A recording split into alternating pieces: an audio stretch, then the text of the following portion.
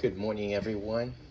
Good morning. It is always a pleasure to be here trying to share a few topics regarding us. Uh, this year, we celebrate 160 years of the launch of the fourth book of the codification, the Heaven and Hell, that brings a lot of information regarding to our destination. Today, it's not going to be precisely a lecture.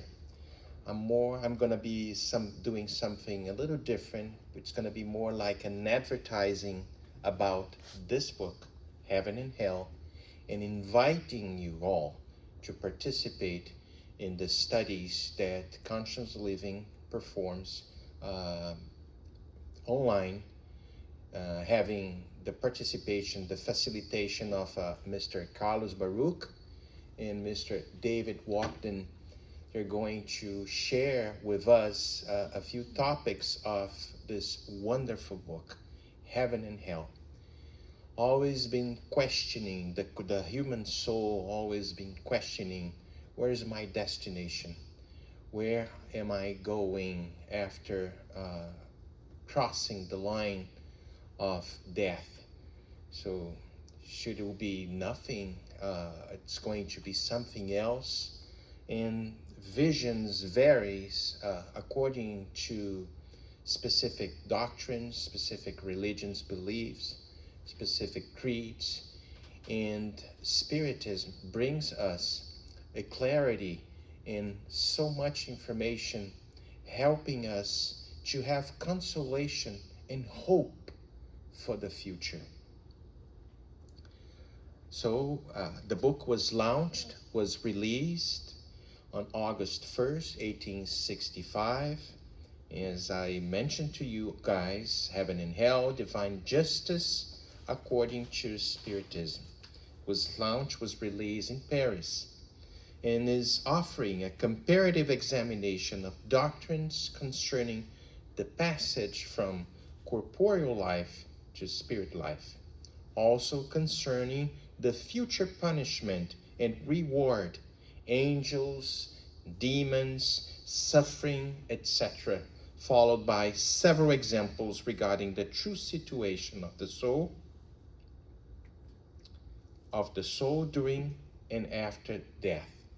So this is so important for us to have knowledge about everything that it's content, that it's inside content in this book. Because as I mentioned before, it opens up our mind and brings us a different vision from the traditional way of making this analysis, and also invite us to have more responsibility in every act that we have, that we do, that we perform once we are in flesh, once we are alive, as far as like materially speaking, if you understand. So in this context, the work is divided in two parts. The book is, I wish we have a sample in our library. I'm going to ask Andrea to provide. No, we don't have it in English. We have in Portuguese. But I wish I have over here so I can show you guys exactly the book, so you can buy it and read it and understand and join us in the future with Carlos Baruch and David about all this analysis that it's being made and is being placed and shown by Allan Kardec on the part 1. The book is divided in two parts.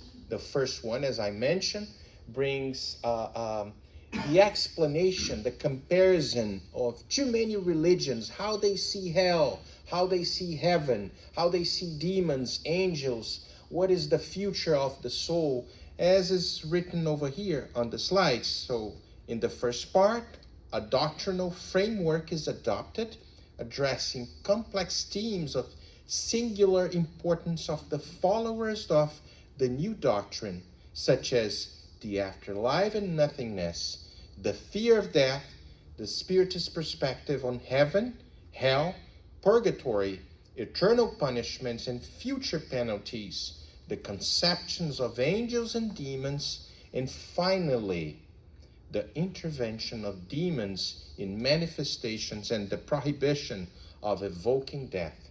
We're going to see this on the Old Testament, a passage by Moses in the Deuteronomy, when Moses prohibit the communication with the death. And there's of course, there's a reason because of this prohibition, because no one prohibit something that it doesn't exist. So if Moses was prohibiting the communication, it means there is a possibility for us to communicate with the true realms of life.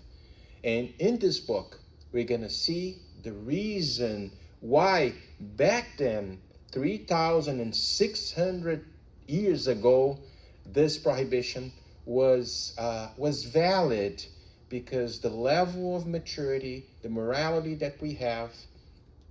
But it's very interesting, even in the Old Testament, we see the prohibition in one of the books, Deuteronomy, but we will see in the other book of the Old Testament, Numbers, it's one of the name of the books, Moses allowing a certain groups to communicate with the dead.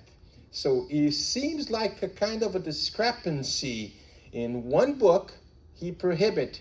In the other book, he allows certain groups. This means that not everybody has the level of morality. And just like today, when we go to the palm reader, trying to find the love of our lives, if he's coming over to our lives, the same thing back then, 3,600 years ago, the level of morality, asking frivolous questions, makes sense for Moses to prohibit that kind of behavior long time ago. So, keep going, the slides.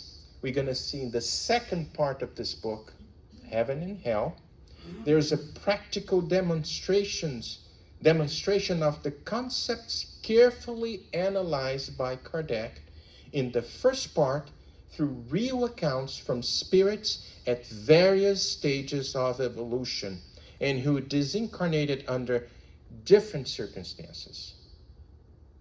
We're going to see happy spirits. We're going to see criminals. We're going to see spirits who commit suicide. We're going to see spirits like average, maybe just like us, very average. We're going to see repentance criminals. We're going to see all kind of state of morality in the afterlife, how they feel, and through the communications that they provide to the mediumistic meetings on the Spiritist Society of Paris, we're going to see exactly how they lived in the face of the earth once they were here. And this makes us think about whatever we do here during the course of the material life, we're going to impact how we are going to feel at the other realm of life, at the afterlife. It brings us the responsibility for us, if we wish to have a better life, a happy life, just like Joanna de Angelis mentioned in the initial message, let's make amends, let's forgive, let's be more indulgent, let's be more benevolent towards everyone and towards ourselves too, so we can acquire little by little this stage of mind, the stage of conscience that it's going to put us in a much better position when one day we cross this line from physical to the spirit realm. Part 1, I brought over here like the number of chapters, and so we can see exactly what Allan Kardec are going to discuss and what he's going to bring to us. The future life and nothingness, the fear death, heaven, hell, purgatory, doctrine of eternal punishment, future punishment according to Spiritism, angels, demons, the intervention of demons in modern communication. He's going to make an analysis, a comparison, comparing how religions, traditional religions and beliefs make the interpretation of all these topics over here. I brought like the first chapter on this part 1. It says like the future life and nothingness. I'm going to read just a small portion right in the beginning of this book. We live, we think, we act, that is certain, says Allan Kardec. And we die, that is no less certain. But where do we go when we leave this earth behind? What will it be like for us after death? Will we be better off or worse? Will we even exist or not? Being or not being? I can remember Shakespeare, saying, to be or not to be. Such is an alternative. Forever or nevermore. All or nothing. Nothing. And he keeps asking, and he keeps making questions and invite us to make this analysis and to rationalize according to the beliefs that we used to have and we still have, and the proposition of the continuity of the life. And jumping to the item 2 on the same chapter, when he mentioned the future life and nothingness, he mentioned when humans believe in nothingness, they overwhelmingly concentrate all their thoughts on their present life. And there's no real reason for them to worry about a future that they do not expect to arrive.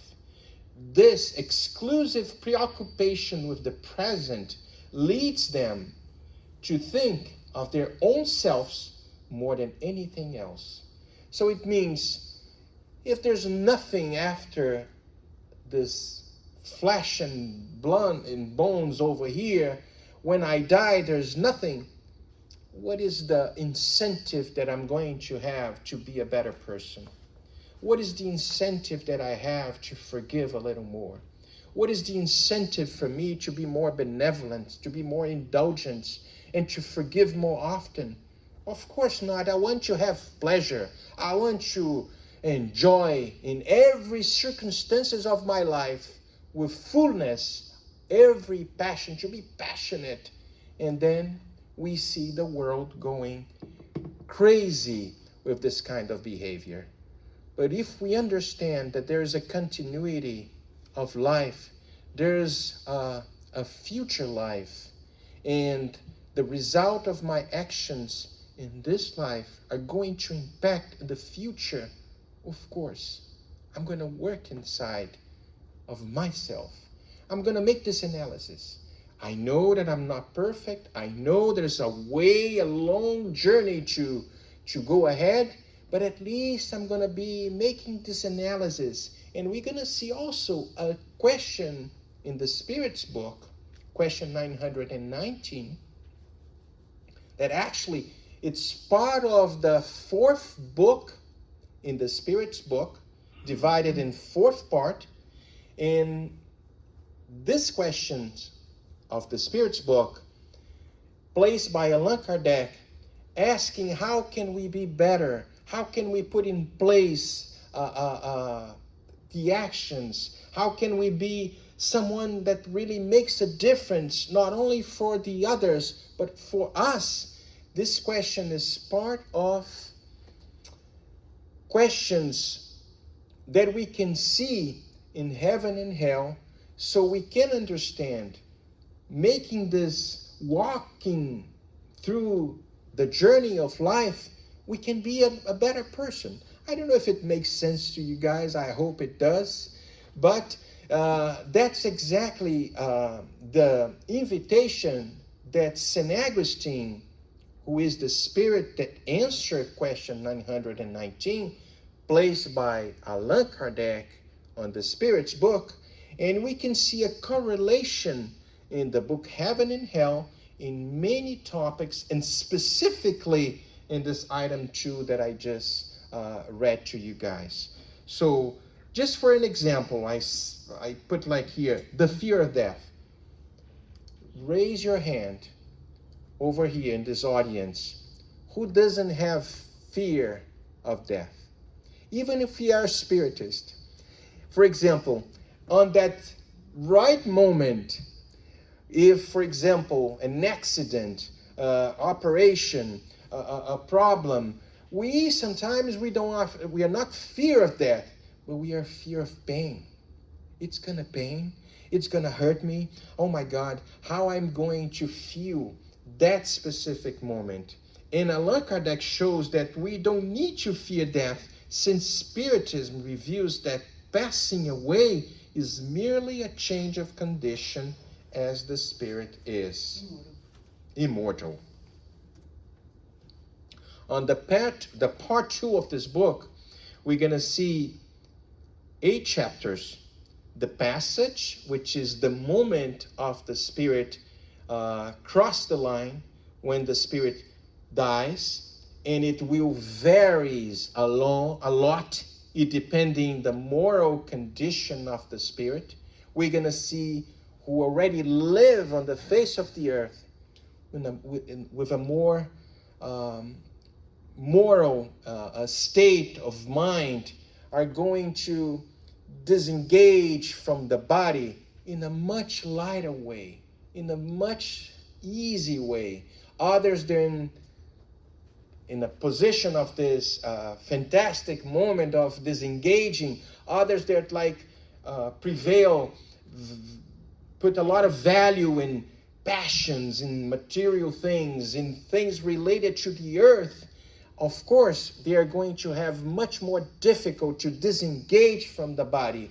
And naturally, they're going to suffer and feel the consequences sometimes, because there's just like little lines, as if there's little lines, little strings attaching the soul to the physical body.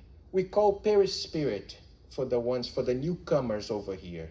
So let's imagine that we have a body made flesh and bone and organs and everything, but we have a spirit.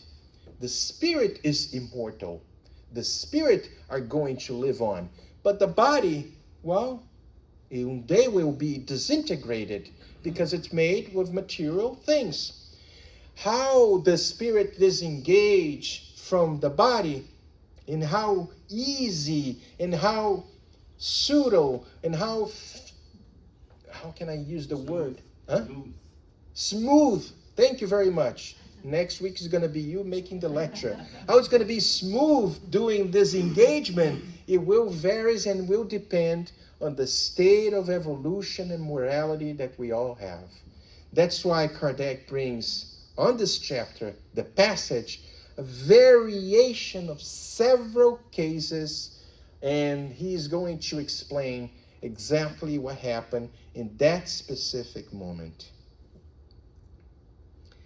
I was mentioning that the Spirit's book is the initial work of Allan Kardec and is divided in 4th part. But through questions 920 and 957, hopes and consolations, we are going to see a direct correlation with heaven and hell. It brings on the Spirit's book, and we're going to see in heaven and hell, relative happiness and unhappiness, the loss of loved ones, disappointments, ungratefulness, broken affections. So once we have heaven and hell, I recommend have the Spirit's book too. If it's possible, read first the Spirit's book, and we will see divided in 4th part, and on the 4th part, it's directly related to the hopes and consolations, and brings us an introduction to what is going to be read and what is going to be studied in heaven and hell. on chapter 2 of the Spirit's book, it says, future joys and sorrows, on question 958 through the end of the book, 1019, and brings also nothingness, the future life, the intuition of future joys and sorrows, God's intervention in punishments and rewards, the nature of future joys and sorrows, temporary punishments, expiation and repentance, the duration of future punishments, the resurrections of the flesh. All these information are extremely important if we want to one day be happy. And it's not gonna, of course, happen overnight. It's not gonna be like, I'm gonna bless you and now you're like free from all your sins and you're gonna be fantastic. It's a journey.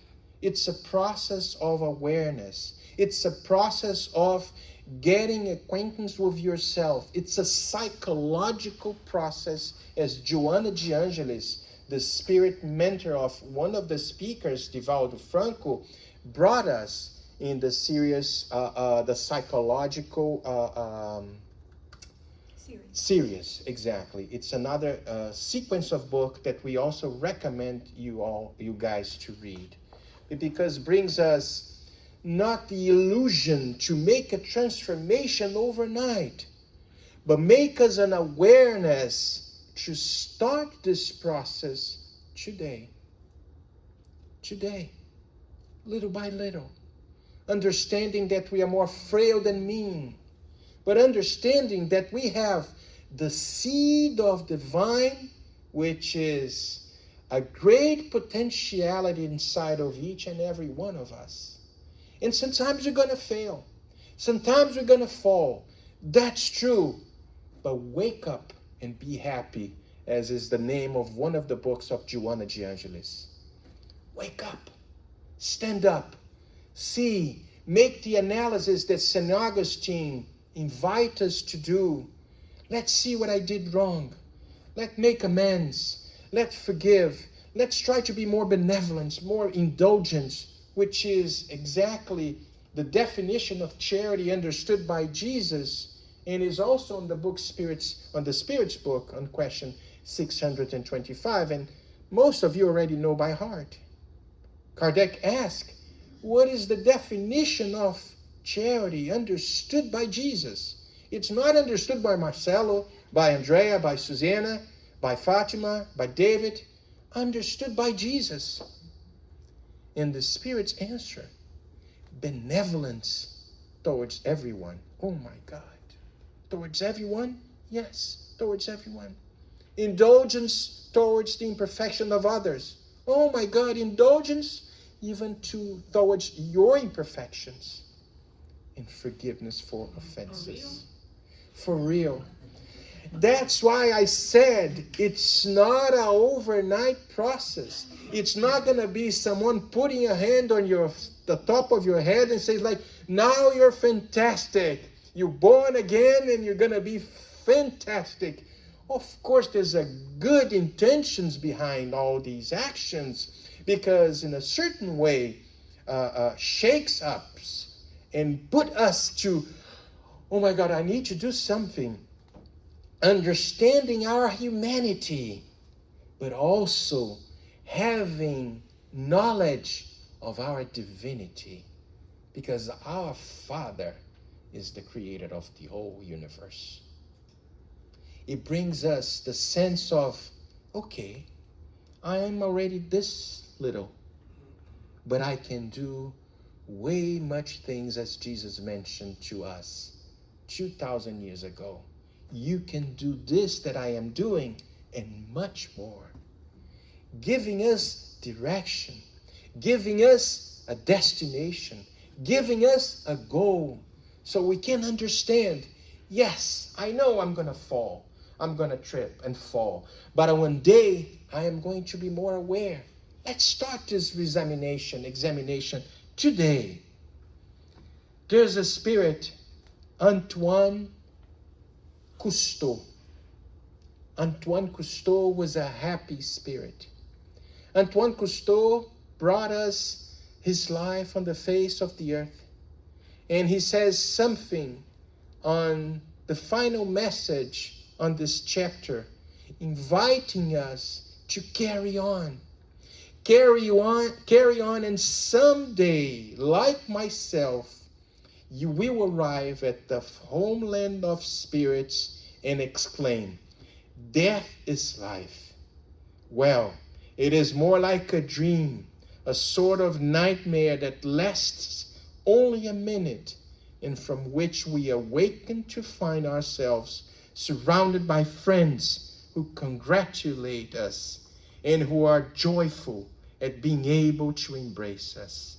And the message keeps going, bringing his state of mind and conscience at the other realm of life, inviting us to keep going, because just like Antoine Cousteau, he went through many other reincarnations where when he fall, when he make mistakes, just like us, but with the certainty and with the aware conscience that one day is going to be in another state of life, much more happier.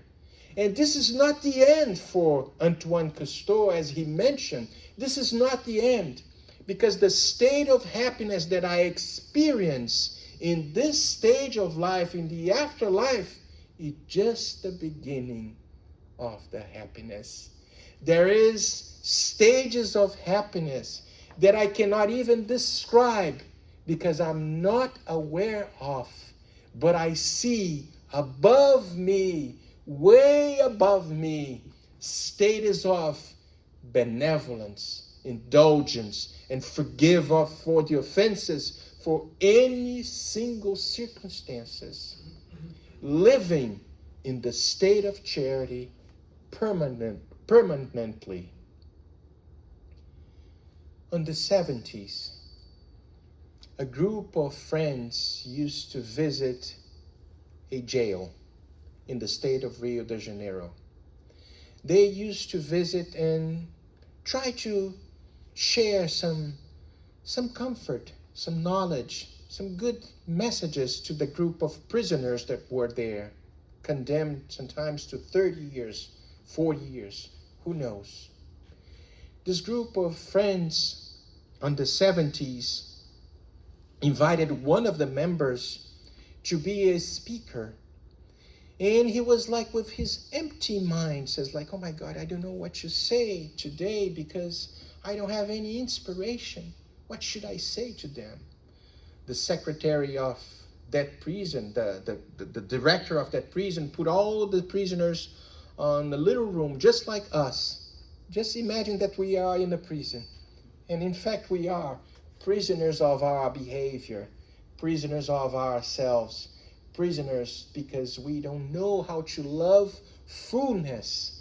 But going back to the 70s, in that prison over there, all the prisoners are listening to a group of people. And this man, this gentleman that I know very well, was put to say something. And it crosses his mind. I'm going to say something about the wedding passage of the gospel. I don't know if you know about the wedding. The first miracle that Jesus performed was like a wedding. Jesus was invited. Mary, his mother, was there, a few friends. And then in a certain moments, the wine ran up. Finished. Yes. And Mary says like, "Well, call my son, Jesus. He's going to do something." And Jesus asked the owners of the house to bring a few pots of water. And the water was brought to Jesus, and he transformed the water into wine. Of course, the way that he put this little lesson, this little passage of the gospel, is way much better than the way that I'm explaining to you guys, with a lot of emotions. But at the end, he says like, once you accept that needs to be done something inside of ourselves to make amends with yourselves, to forgive yourselves and forgive others, you transform your life from water to wine. Of course, there was a lot of crying in the audience. A lot of people trying to make the examination of their past, the criminals who they kill, whatever happened in that situation. But there's only one guy at the end of the room, just like Gabriel. By the end of the room, he was like, with his face, no crying, no smiling, with a face of anger, with a face of not acceptance of that speech. And then the speech and that little gathering ends up. Everybody was conducted to their own cells. And that man that said the speech about transforming water into wine by Jesus was grabbed by that man in the arm. Says like, do you believe really what you said? Do you really believe that I can transform my life from water to wine? You don't know me. I am a criminal. I kill. I have no solution for my soul. I'm going to burn in hell. And I know this. And this is my life. Whatever you said, I don't believe. You don't know what you're saying.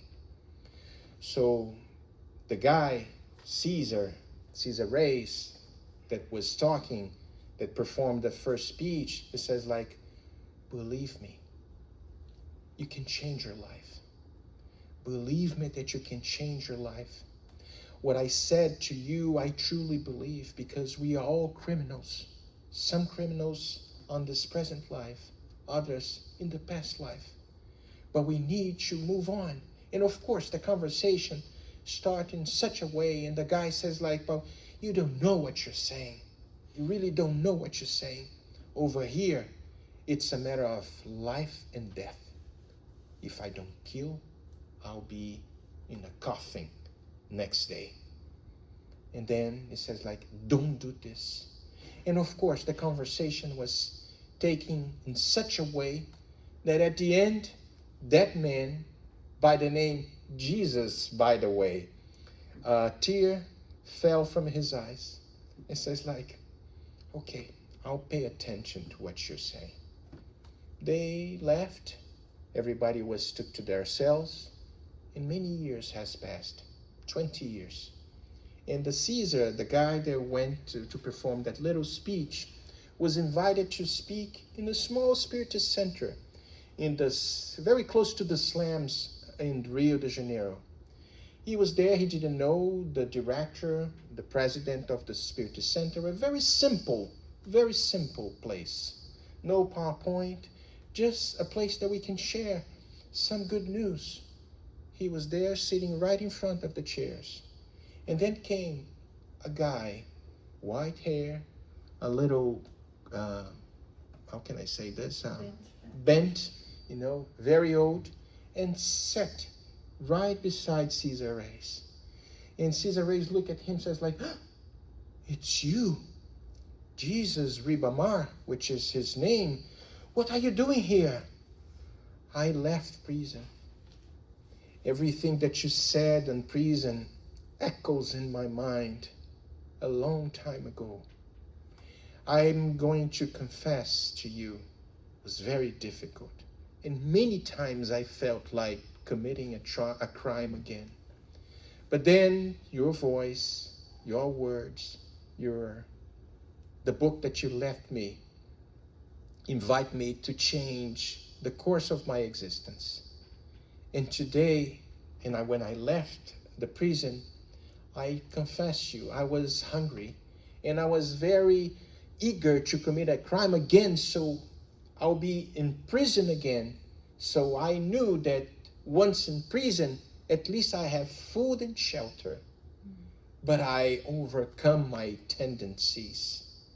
And I understood that I need to transform my life from water to wine. Today, I am the president of this little home, the Spiritist Center, helping others with the same conditions that I have nowadays, that I used to have in the past. And I want to thank you. And that's why I invite you without letting you know my name, because I want you to know that I am an example that anything can be possible inside of the human spirit. The lecture was conducted beautifully, and we see the real transformation in that man. 10 years has passed. That man passed away. The same Jesus Ribamar, the same president of the center. And the message was received in a far, far away from Rio de Janeiro, in another Spiritist center that Cesar Reyes didn't know anybody about it. And then he brought the message of Jesus Ribamar, describing his state of conscience and how he was in the spirit realm. And at the end, it says, like, bring this message to a dear friend, Cesar Reyes, so he knows that repentance, transformation in my life actually worked. I feel happy in the spirit realm. Not as happy as I wish to be, but at least conscious that a new reincarnation is being prepared so I can make amends with others that I harm so much. The medium received the message. It says, like, I don't know anybody by the name Cesar Reyes. And one guy at the meeting says, like, I know. He lives in Rio de Janeiro. How can we get this message to him? I know how to get it. And then he, by some connections, write the address, send the letter to Cesar Reyes. And because of the content of information, exactly and precisely matching with the prisoner, we see, just like Allan Kardec did, comparing the messages, that the state of the spirit in the spirit realm actually shows that there is future for all of us. And we are the heirs of our destiny. We are the authors of the state of happiness that we want to acquire. And that's why we invite you to dive into this book, The Heaven and Hell, and see that there's work to be done.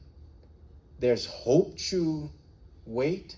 And of course, since God is great, consolation to each and every one of us. Now the invitation, Heaven and Hell, Thursday, 7 p.m. via Zoom. Whoever wants to take a picture or go to our website to join Carlos Baruch, David Walkden, and others. So they are going to discuss and to dive into this book in English, everything in English. We're going to see people from Philippines, right?